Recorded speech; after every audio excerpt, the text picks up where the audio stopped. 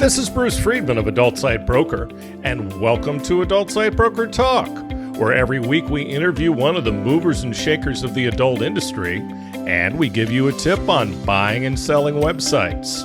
This week we'll be talking to Mark Prince and Robert Warren of TooMuch.net.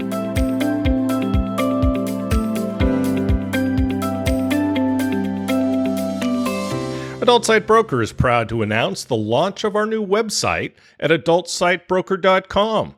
We've added some enhancements to the site, such as FAQs and a complete new platform. The look and feel of the new site are nice and up to date. The new site also has links to our marketplace and affiliate program. And don't forget ASB Marketplace, the first platform where you can buy and sell adult sites and domains for free. ASB Marketplace allows buyers and sellers the chance to come together on properties that are valued below our company's minimum of $50,000.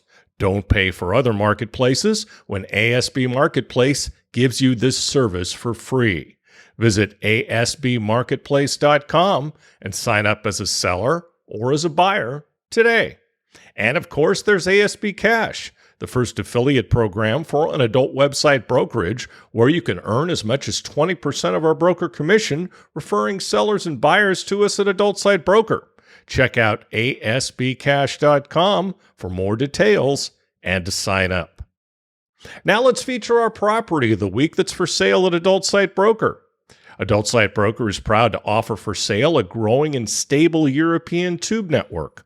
The site went online over 10 years ago, and the traffic has grown every year. All of the traffic is from SEO. No traffic has been purchased.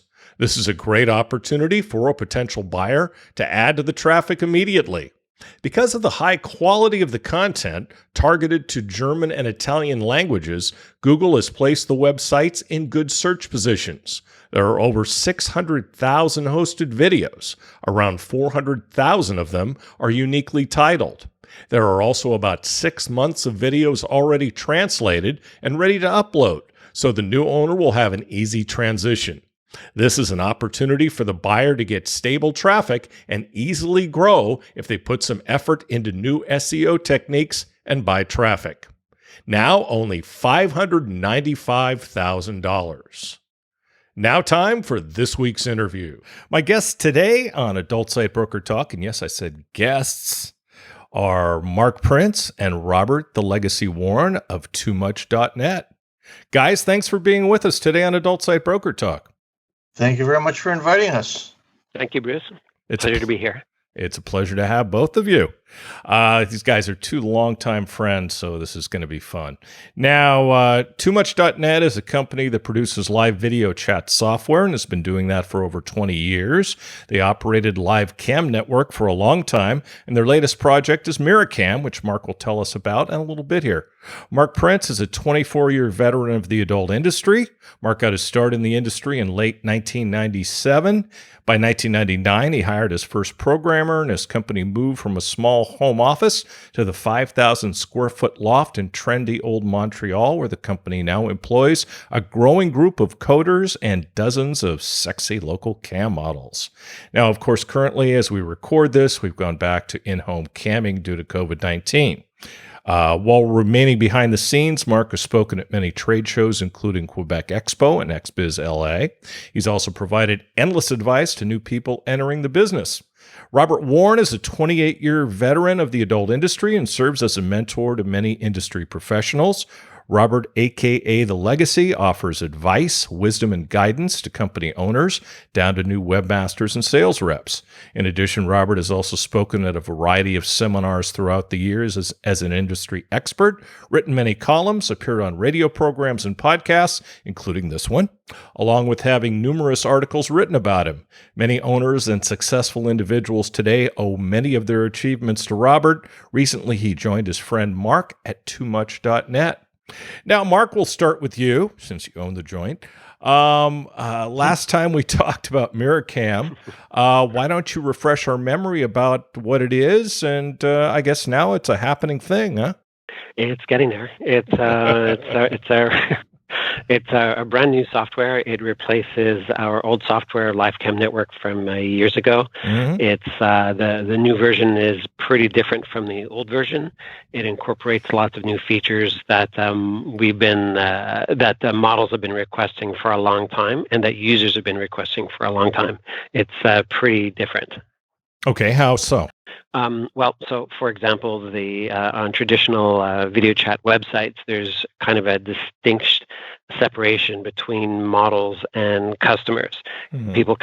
Customers can go to the website and chat with the models, and that's basically about it. Okay. With Miracam, customers can interact with the models in different ways. Users can create their own profiles and create their own personalities on the site, even though they're not a model. Okay. They can follow, post messages, comment on images and galleries and things like that, a little similar to Facebook. The data that's collected by all of the interaction helps give models more information and helps them target customers when it comes to, let's say, fantasy fulfillment or niches. Right. A lot of different things like that. It's being set up to be like right now. It's up and running, and we have new features coming out. But it's being, I would say, set up to be something even greater than it is right now. That's fantastic. You are such the developer / mad scientist when I hear you talk about that. And it sounds, it is a compliment, and it sounds like you've really brought your product into the social media age. Yeah, and unfortunately, we were late to the game doing that. Right. So we should have, one of the mistakes we made is we should have embraced social media a lot earlier than we did. Well, hey, it happens to all of us. Now, Mark, Robert is one of the most respected names in our business. How did you manage to get him over to your team? Well, it was a lot of pleading and begging, and a lot of favors, which we won't get into that right now. Oh no, I want to hear. I want to hear about that. Are your knees sore or anything? Yeah, well, not anymore. I use good.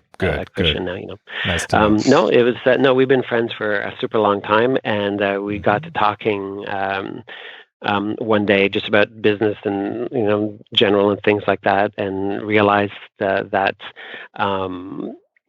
I could really use him because he's like, as his nickname, the legacy is really well earned. Right? He has been around for a long time. He knows everyone and everyone. Yep. Really smart. He's helped keep my business on track, both in as friendly advice and as in professional advice as well. So, it seemed like it was, I was going to say match made in heaven. That's not quite what I mean. It was more like, it was more like better timing. Yeah. And lucky for me, that's for sure. Yeah, absolutely. And for my clients. Yes. Now, Robert, you've known Mark for a long time. Now, after all these years, you're working with TooMuch.net, which has been a surprise to some. Why did you go to work with Mark? Well, over the years, and I've had a lot of people say to me, like, why don't you start up your own company? And even you've said that to me. And I know that Mark has said it as well. And I've always been hesitant on doing it. I've been thinking that the past couple of years that I've got, I'm kind of limited in my future, like I'm not going to be here forever. And I want the remaining years that I've got in this industry to be pleasant, to be one of giving and one of helping and doing the right thing. And, I just want to go on a high note and be beneficial. I think with Mark, it was more of just, that just is adding to my happiness. I mean, working with a old friend, a dear friend of mine that I've known, for a long time. I mean, hell, we used to, sit there out in front of the Playboy Mansion smoking weed on the stairs, and do a bunch of things. It's just our personalities are so well suited, even though we're different. It's still a good combination. We work well together. And so the things that I bring to the table help bolster what he's created. And I think as well, what he's created as well helps bolster and help me out, because the people that I talk to, they're always looking for somebody who's trustworthy and can get stuff done. And I am nowhere near on the caliber of Mark when it comes to doing certain things. And I know Mark can handle it, and he basically makes the impossible possible when it comes to programming and that. So it just seems as though we, together we make a very strong force in the industry that very few can even come close to matching. Yeah, I just noticed the other day on XBiz that his logo was in your signature, and I reached out to both you guys and congratulated you, because I'm like, well, geez, that's a natural. I mean, these guys have known each other forever. So, Robert, you're coming up on 3 decades in the industry. God damn, that's a long time. Now, you've obviously, you started when he was 12, of course. Now, obviously, you've seen many changes happen. What's remained similar, and what are the most notable differences from your perspective? What has remained similar is the type of webmaster that enters into the industry. They're wide-eyed, bushy-tailed, thinking that if by reading a few things and hearing a few people that they're going to make millions. Yeah. And they don't have to spend a hell of a lot of money. And unfortunately, there are people out there that will take advantage of said webmasters or new people out there. Yes. That's always there. There will always be those people that love to create conflict within the family of the adults. Yes. And you get on the webmaster boards and all that, and you're just like, what, just stop talking. Adults are having a conversation here. And they're just bringing in, and it's just useless stuff. There's a lot of that going on, and that's another reason why I think as well I've been so successful, because I managed to somehow sort out the people that I feel are going to be successful versus the ones that I think, just by their attitude and where they're going, that are just, sorry, you're not going to last long. Yeah. And we had that conversation before. When I find somebody who can be successful and I get and all that, then I try to help them out to do that, whether it's a webmaster, whether it's somebody who's a sales rep, whether it's a company, whatever, then I do that. If it is a successful company, I don't want to see them go under. I don't want to see them fall, because we need companies that have been lasting a long time in this industry, sure, as a stable factor for everybody else to see. Because if there's high turnover, then that kind of scares the crap out of everybody. Sure. And it opens the door to people that just are misinformed, and they just throw everybody off. What's been different? Well, sorry, the other thing that stayed the same is, I hate using the word fake news, but just, every single year or every other year, I hear a panic story as to how the whole industry is going to fall apart. And it's, you name it, it's, we're all going to die. We're all going to be out of business. Can you really make money in this industry? Yep. The case in point, it started with the tubes starting to good grow. Good band, by the way. Yeah. You guys actually know who the tubes are. Amazing. I thought I was the only one. So on Pornhub, and everybody started to come around, everybody was like, that's it. The rest of us are dead. These guys are taking over the industry. And at that time, I kept saying, be creative, use them to your advantage, and you'll find you can be successful doing it. Sure. Well, those people that listened obviously did that, and they're surviving. And now, people are going, "Oh, we're all dead because the tubes are dying." And it's like, well, let's kind of do the same thing here, like we started off as individual websites. Let's go back to that. Yeah. And then with COVID coming in, everybody's going, oh, that's it. We're all dead. We can't do any more shoots. Well, you know what? There's a benefit to this side. Let's work with that. I mean, just every single year, there's something to scare the crap out of people. And you just got to sit down and say, just breathe, take a chill pill. Mm-hmm. We can make it. We can do it. Let's just be smart about our decisions. Right. And adults been around forever. Nothing's going to take it down. Yeah. No. Yeah, exactly. And unfortunately, if you read too much of the crap that's out there, then it scares the crap out of people. And or if you get linked up to the wrong people talking to you, then you're really screwed. Yep. And there's a lot of people wasting their money out there on stuff. I saw one guy a couple of months ago. I mean, somebody wanted to charge him $2,000 just to index a site. Or, when you take the Google Analytics, the coding just to put on your web page, he was charging him $2,000 for that. Jeez. Just ridiculous. And that's exactly what I said. I said, stop it right there. I said, and I showed him right there how to get the code from analytics and put it on his site. And he was like, that's it? I said, yep, that was $2,000 right there. And he was stunned. Well, it's like the guys that send you the notices for your domain and they want $300 for it or something. Yeah. When it's ready to renew. And there's dummies that will do that. Yeah.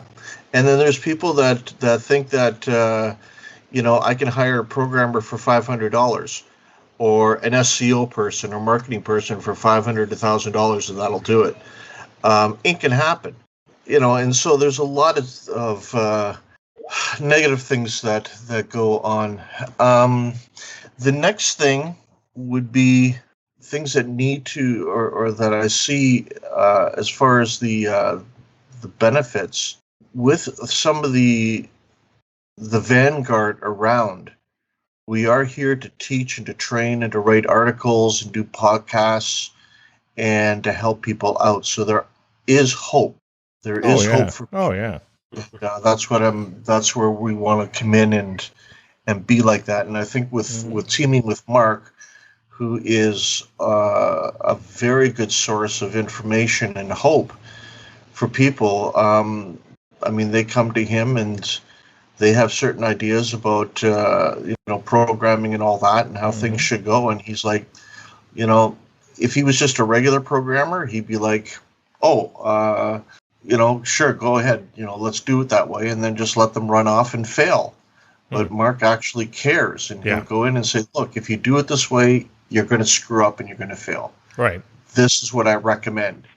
And the people who listen to his advice are the ones who do succeed and at least have a shot. I think all three of us are people that care. I think that's something that we've got in common. And I think we have that in common with a lot of people in this industry. So, that's a good thing. That's a good thing. Yeah. Yeah. Yeah. Definitely. Mark, when COVID-19's behind us, and we're recording this in May and running it in August, so hopefully by then it's pretty close. What are your attendance plans for trade shows? I plan to, as long as everything is safe and more or less back to normal, I plan to hit them hard. It's been years, I've always attended Quebec Expo here in Montreal, but it's been quite a while since I've been to some of the others like XBiz. And so, and now I kind of not just miss them, but feel like they were taken away from me, right? Yeah. So I plan to hit them hard when things get back to normal, and plan to attend as many shows as I can afford. How about you, Robert? Definitely what he was saying about the Quebec Expo. I want to get back to Vegas, the Circle Bar.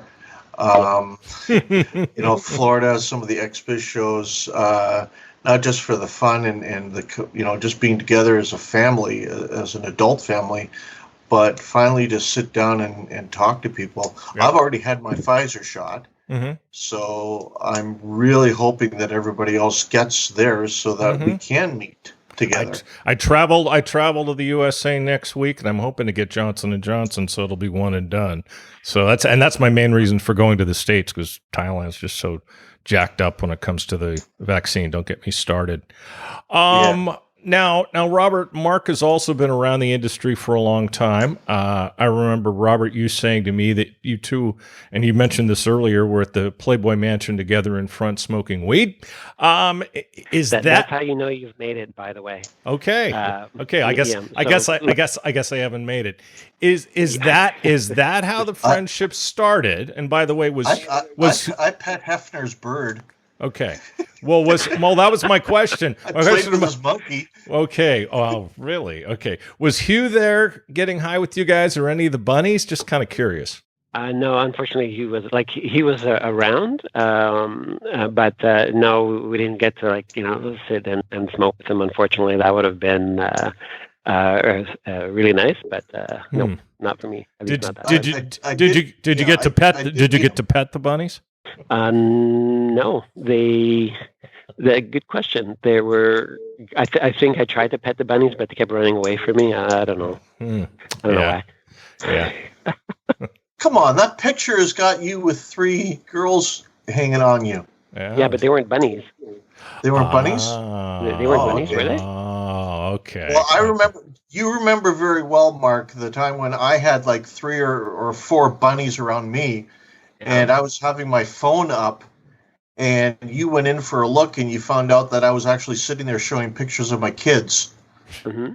You mentioned. I think you mentioned that at the first time we talked. Yeah, you did. Yeah, and you did. They were all just like, ooh, and everybody was wondering how the hell I can get like that many bunnies around me. Hey, either kids or dogs. That'll usually do the trick. My dogs usually get me a lot of attention from the girls. A lot more than I get. So, is that how you guys met? By the way, no. No, we'd usually at least for Rob and I, we had run into each other at previous trade shows and shook hands maybe. Yeah.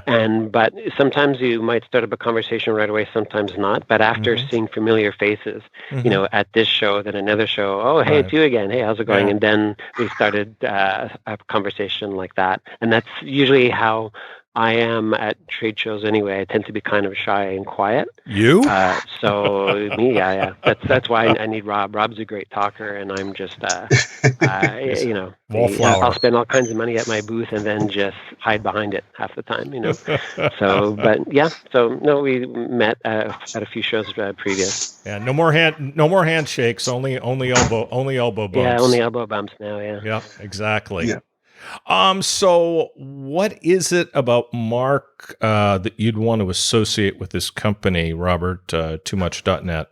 Well, I kind of thought I went through that. It was just first is the integrity, the fact that for all of these years, he's held pretty much the same values as I have when it comes to helping people that are relatively new and old, and giving of his time and himself to do that. I think as well, just from the first couple times just meeting, that his demeanor, he might be soft spoken but very knowledgeable as well. He's not an idiot, and so he has taught me a lot of stuff on his end. And as I told you before, I tell many people when I meet them is I don't know everything about the industry, but I sure as hell know the people who do. Mm-hmm. And when it comes to this side of it, I mean, definitely I bring Mark into the equation. Mm-hmm. But I don't know, for some reason, him and I, even though, as I said, we have different personalities, but we're very similar. And when it comes to work, we are very sensitive to each other's, or very respectful of each other's personality and experience. Mm-hmm. And we listen. And then if somebody's in a disagreement, rather than just saying, whatever, it's going to, okay, let's take that and let's see if there's a way we can work with both or do whatever. It's a very constructive meeting that we have. Mm-hmm. And sometimes when we're talking to clients, I can take. I'm able to understand him a lot better, so that if I see that at times when people talk to programmers, they can be lost. There's this little glow that happens in their eyes. I can sometimes put it into illustration that they pick up on and go, "Oh, okay, I get it." Right. So I think I help out in that way. I hope I do, because I like to think that that I help Mark, because I sure as hell can't help him in programming.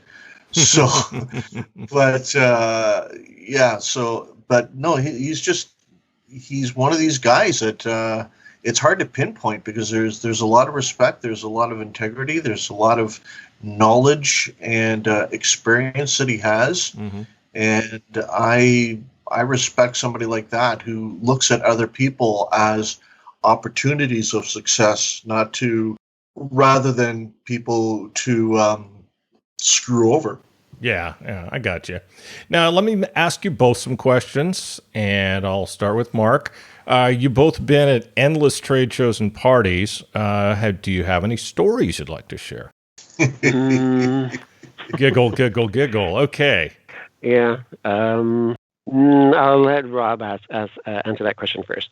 Okay. I remember many years back when, and I think this is where a lot of started as to who I was and how companies who hired me at the time trusted me, is because there was a time when I was working at a company and another one was trying to get me to hire me, and I was declining their offer.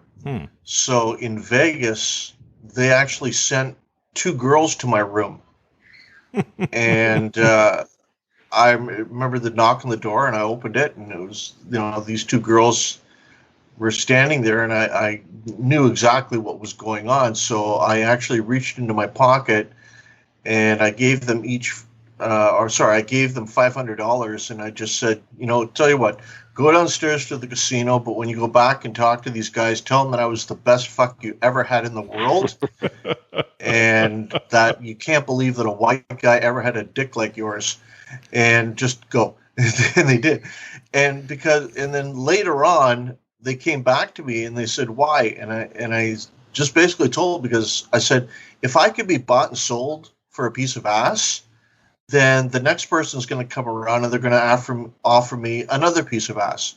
And if I can be bought and sold for that, then I'm not going to be trusted at all in this industry, because that's how easy I could be bought. Hey, Mark, do you understand that? I'm trying to go with the logic here, and I'm having trouble with it. I didn't think so. No, me either. Like bullshit to me. Yeah, it really does actually. But yeah, it's worth a shot. So Mark, you don't have any stories?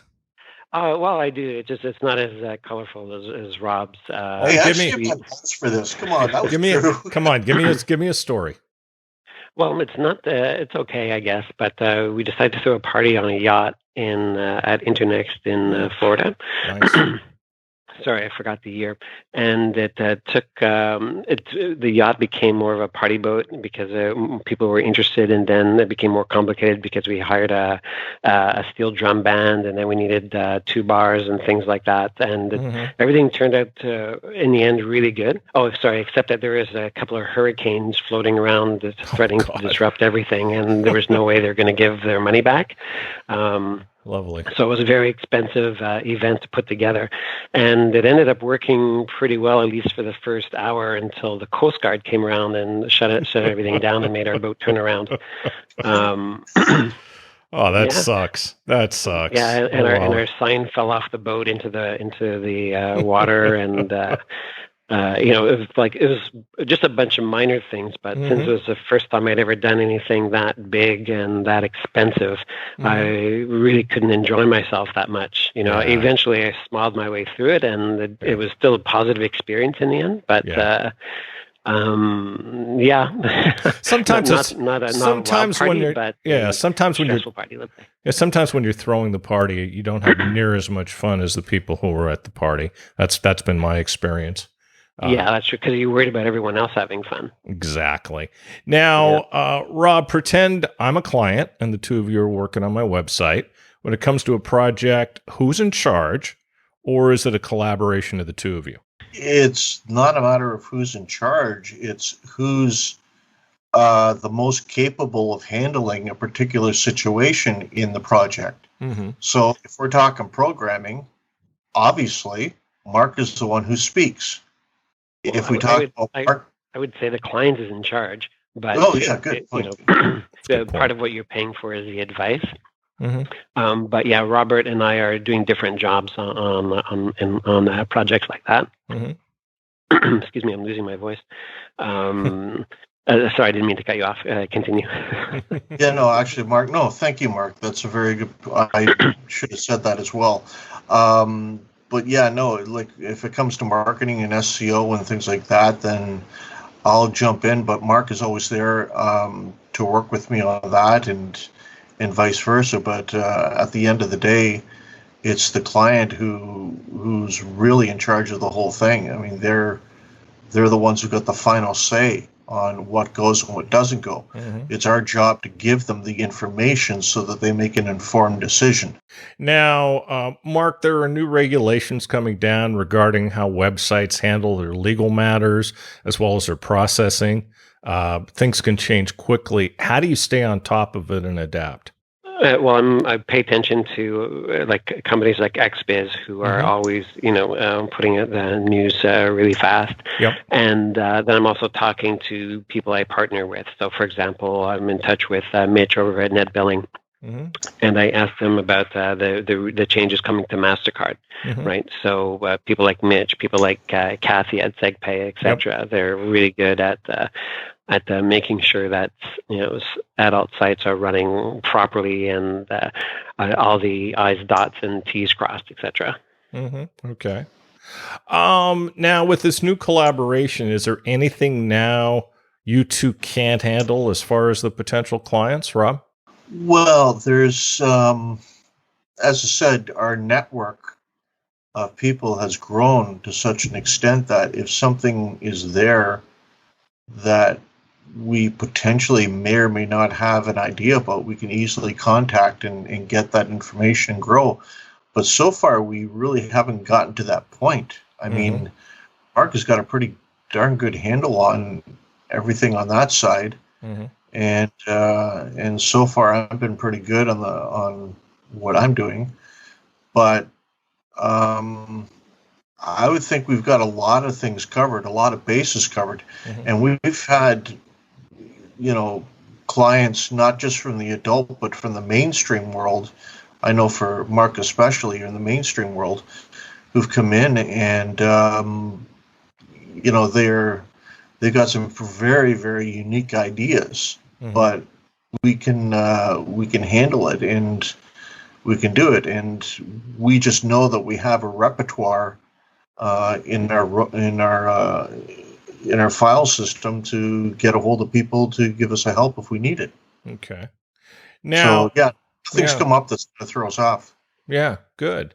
Now, Mark, and I'll ask you guys both this: what do you do when you're not working? How do you relax? For me, it's I want to say reading, but I haven't done much reading this year at all. So it's a lot of catching up on or binge watching some Netflix, more exercise than I used to get. Taking care of, like it's strangely normal things like gardening, taking care of our lawn and fixing the house, and things very, very just not mundane, but I like doing all that kind of stuff. So that's what keeps me busy when I'm not, working on adult. I have a mainstream business as well, which is pretty automated at this point. So, a lot of my offline time is working around the house. How about you, Rob? If it's not online, like if it's online, I'm reading, but with a wife and 5 kids, it's mostly playing with the kids, keeping them happy. I love to cook, so I cook for the family. I keep the kids occupied and play. I try to read as much as I can, but that's more, adult orientated. I get out to certain events and listen to speakers. But yeah, no, I like reading, playing with the kids, getting them laughing, just being a kid myself. Easy to do in this industry, isn't it? I forgot. I have a drone. I like to fly a lot. So that's always fun. If you don't have a drone, you should buy yourself one. Fun. You know what? I had one. This is a true story. I had a drone. It was a helicopter type of thing, and I gave it to, like, the kids were playing with it, and then the grandfather came over. He started flying it, and he took it up so high that it went beyond the signal, and then it just went somewhere. And we drove around for like about 20 minutes until we found it 3 streets over. Yep. Yeah. Grandpa crashed. Yeah, Grandpa crashed the drone. Huh? I hate when that happens. Grandpa crashed the drone. That sounds like a song, Yeah. Grandma got run over by a reindeer, something along those lines. So, what signs do you guys look for in a client to know if they're going to succeed or fail? And do you help them out if they're having issues? And if you do, how so? I'll take that one first. So yeah, there's I refuse a certain amount of clients if they have unrealistic expectations. So sometimes, for example, a client will want A, B, and C, and their ideas maybe are from 20 years ago, or have either proven not to work, or I know won't work, or whatnot. So if a customer is paying me to write some software, I know it rubs some people the wrong way, but I try to give some advice. I should say, well, maybe you should consider doing it this way instead of that way. Yep. Why? Because XYZ 1, 2, 3. Right. And sometimes you don't like that idea, and I will say, well, okay, maybe we shouldn't work together because my experience is that this is not a good idea, right? Yeah. And sometimes there's people that just have completely the wrong attitude about adult. For example, and this is a good growth story. One guy called, and he was an affiliate of some webcam company, and he wanted his own. Yeah. And when he was, sorry, there's noise outside. I just need to change rooms for a second. No, it's okay. Go ahead. Yeah, sorry. So one time, this guy called and he was interested in a website, but he had completely the wrong attitude. He was an affiliate of a campsite, and he wanted his own. And the way he was talking, he was saying, he was completely disrespectful to women. He was saying things, I've got all these bitches coming in and out, these fucking whores this, and they don't pay attention to what they're fucking supposed to do, fucking bitches, la la la. Just like, oh, great, And so after a few minutes of listening to him talk like that, I made up an excuse saying we're actually kind of too busy, call back another time. Yeah. So those are the kind of people I will just never work with. How about you, Rob? I pretty much would say ditto to what Mark has just said. Generally, for me, I have a lot of people contacting me. Even when I was working with somebody, I was getting like 4 or 5 people contacting me. I generally try to help them out at first, because to me it's kind of like, if it can be done for free, try to help them out, because that's always been the way that I have been, and I'm not going to change that. Right.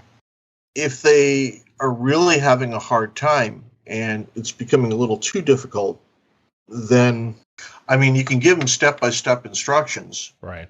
But if they're sitting there and they're really begging for some help and things like that, then you have to, again, watch the attitude, which is exactly what Mark was saying. Sure. There are some people out there that are very disrespectful and or just don't like taking advice. You and I had this conversation before as to how companies are set up. It's kind of the same way when you're working with somebody. If they're willing to take advice and learn from it, then great. If they're not prepared to learn, then what am I here for? Sure. You know? So if they're willing and to learn, if they are serious about learning, because then I'm wasting my time, because I can sit there and I can list off 10 or more things that they need to do to help them out, and I can show them the path, and I will give them all of the things, the tools that they need to do it. And then I'll say, I'll come back in a week and see how far you've gotten. If they haven't done anything, then I know they're not serious about it. Sure.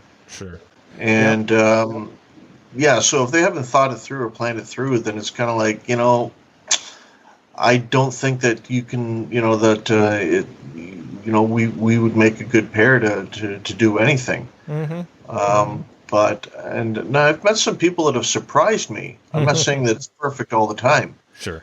But, and I've made mistakes before. I mean, I've met people that I thought were just brilliant and they were great at leadership and, they knew what they were doing and the whole thing. But then as things progressed, their mindset just went completely the other way. And then I had to step out and step back and just say, okay, you do what you need to do. I mean, you stop taking advice from me. You stop doing this. You're going along your own path. I wish you all the best. And I've seen that over the years so much. I don't want to name companies. Some of them, they've already died. But normally the companies that I have to leave, or the companies that I've had to step away from, generally they do die. And I just sit there and I watch them decline, and I feel horrible because I know what it would take for them to grow. Right. But they don't want to listen. Sure. And very stubborn in that. It's the old. You can lead a horse to water, but you can't make him drink. You can lead a horse to drink, but you can't make them water. I like that. I'm going to use that. So Robert, a long time ago, you described the adult industry as a family. Do you still feel that way? Yeah, very much so. Mm-hmm. I mean, my God, I'm 60 years old, and I still, consider people, my brothers or sisters, way before, I consider them, industry people. I mean, these are, when we talk, it's, we don't talk about business as much as, hey, how's your kids doing? How's these people doing? Sure. How's the wife? Yeah. Like Richard Buss, for example. His daughter, who's amazing. Yeah. I mean, I remember her when she was like 8 or something, and now she's like growing up and she's going to college or something. And I've been there all the way, watching it. And many people, you get involved in their life and you talk about things that are important to them. And it's mostly because as well, you normally work with and you buy from people you trust. Sure. And so if I'm part of an organization, if I'm part of something, it means that I feel comfortable enough to promote it. That means that somebody should be able to trust it because I do. Right. And that's kind of where that's part of the whole industry, because if I see somebody is associated with a certain company, I'll call them up and it's like, hey, can I, are these people good? Can I trust them? Mm-hmm. And when you have that type of relationship, that's beyond a working relationship. That's family. And that's kind of where we are. Now, Mark, what would your advice be for someone new looking to get into adult, both in front of the camera and also behind the camera? The first thing I would say would be to create what you love. So, for example, whatever someone's fetish is, whatever they really like about, sex, is whatever really turns them on is something that they should focus on. So if they're going to start a website, let's say the guy has a foot fetish, he shouldn't make a site about anything else, right? If whoever the person is, if they're a business owner or a model or a photographer, build their business based on what they really like. How about you, Robert? That's a very good question. That's why I asked it. Yeah. Somebody getting in the industry, I would basically say, you got to start, if you're going in as a sales rep, read, and read more to get yourself up on what's happening currently. Right.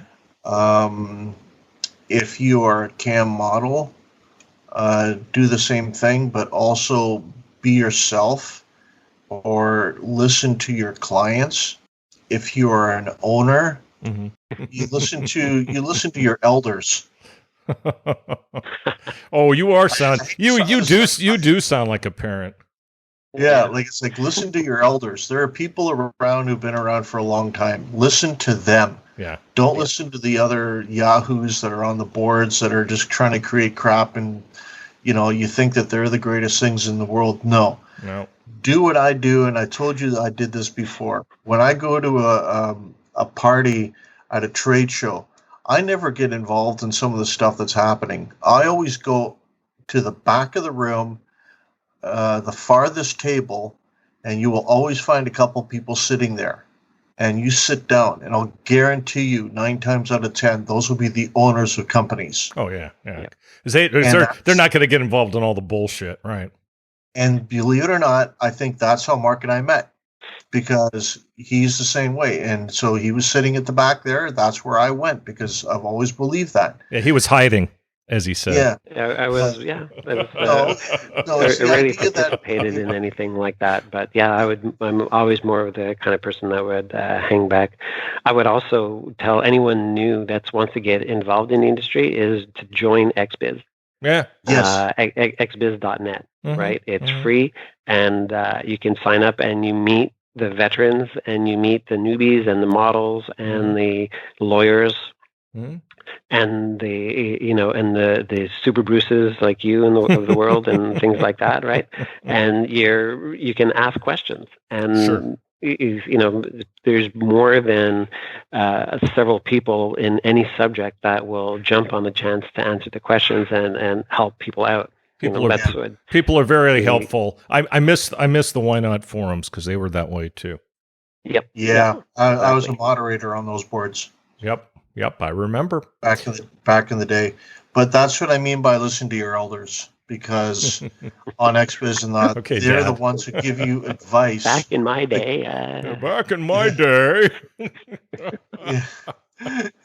Robert, you are a dad. Yeah, I guess so. I am.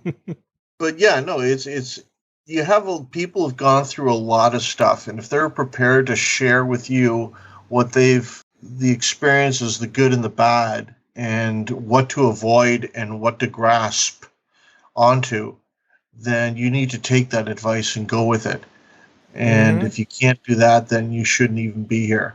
I agree. Well, hey, Robert, Mark, I'd like to thank you guys for being our guests today on Adult Site Broker Talk, and I hope we'll get a chance to do it again really soon. Thank you for having us. And thank you. Yeah, thank you for having us, Bruce. Appreciate it. Fantastic. Thanks, guys. My broker tip today is part 1 on how to buy a site. The first question to ask yourself is, what kind of site would you like to buy? Would you like a tube site, a cam site, a dating site, a membership site, a social media site, or something else? If you want to buy a membership site, what type of site do you want and what niche? There are literally hundreds of niches and many sub-niches. For instance, let's say you want to buy a gay site. Under gay, there's bears and mature, bareback, Asian, Latino, amateur, bi, black, Euro, and fetish, along with many fetishes under that classification. Plus, there's hardcore, jocks, porn stars, solo, trans, twinks, and uniforms. Straight has even more niches. I can't tell you how many people contact me and just say, I want to buy a site, or I want to buy a porn site. I need more information than that. How you make this decision should be based on these factors. What interests you? What you enjoy should definitely play a part in what you buy. If you like men and want to buy a straight site, that's probably a really bad idea. Same thing if you're straight and want to buy a gay site. So what you like plays a part. What is your budget? This is something you need to establish at the very beginning. Not only do you need to know what it is you're working with, but some classifications of sites are more expensive than others. For instance, if you want a cam site with any traffic or revenue at all, you're going to need a lot of money. In fact, to buy any established site will be somewhat expensive. If you buy a site that's pretty much just a platform without traffic or sales, you're going to need a huge investment to build it up. In that case, it might actually be as good or better just to start your own site. That way you get exactly what it is you're looking for. We'll talk more about this subject next week. And next week, we'll be talking to L.A.J. Copita of Why Not? And that's it for this week's Adult Site Broker Talk. I'd once again like to thank my guests, Mark Prince and Robert Warren of TooMuch.net. Talk to you again next week on Adult Site Broker Talk. I'm Bruce Friedman.